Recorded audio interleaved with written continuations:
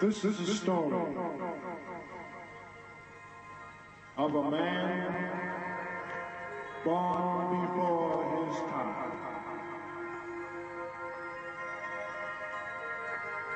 Mexico City, 1987. It was here in Mexico City at Estadio Olímpico on October 18th, 1968, approximately 3 o'clock in the afternoon. I was facing in this direction, getting ready for the finals in the long jump.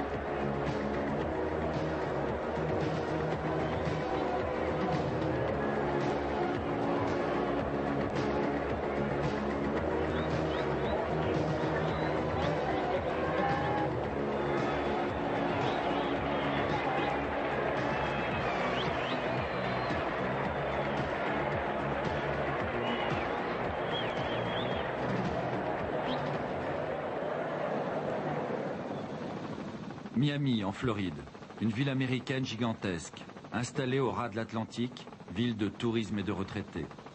Ici, il y a deux curiosités locales, Disney World à Orlando et les cyclones qui régulièrement viennent donner quelques piments au rythme lent de la vie quotidienne.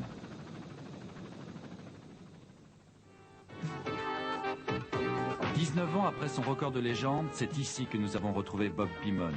Dans une petite maison où il vit modestement avec Robin, sa femme, et Diana, sa fille de 3 ans et demi.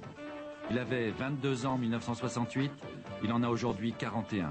Et il essaye, tant bien que mal, de préserver sa forme physique en courant 1 ou 2 fois par semaine.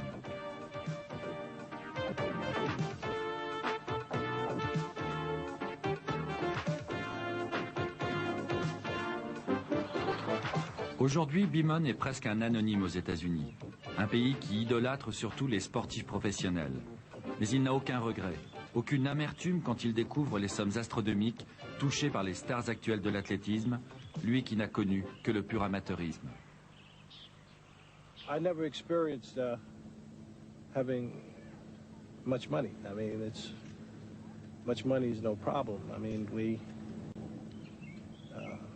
I feel that if you've never had a lot of money, it's not important. Aujourd'hui, Bob Beamon a peu de temps pour jouer avec sa fille Diana. Il travaille en effet pour les relations publiques de grandes firmes américaines.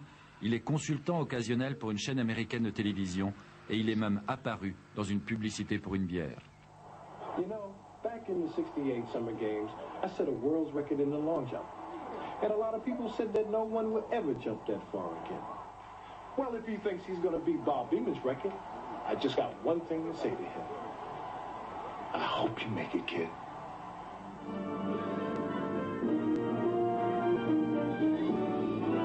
Spanning the globe to bring you the constant variety of sport.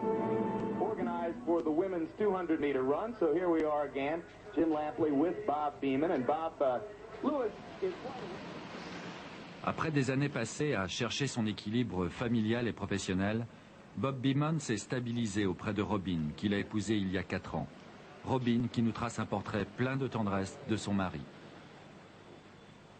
First of all, as an Olympic champion, I think that Bob probably exemplifies everything that a champion is supposed to be, about all that we learn that a champion is.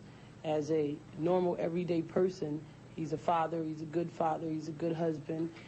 He's probably one of the nicest people I know. He's warm, he's caring, he's very sincere. He's just Bob.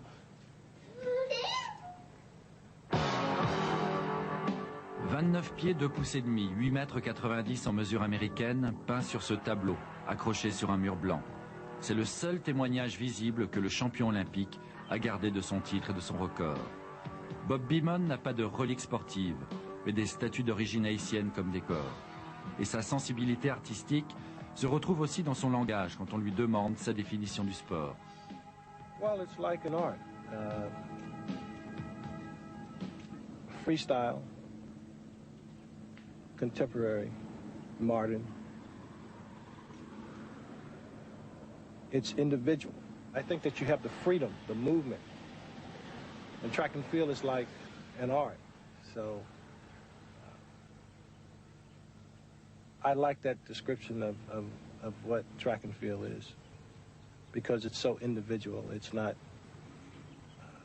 like basketball.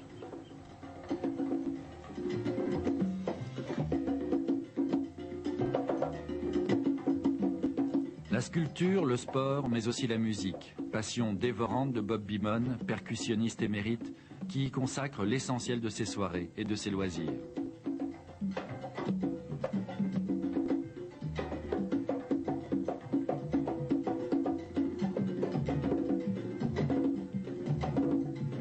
Bob Beamon, noir américain, aime la salsa et la musique afro-cubaine.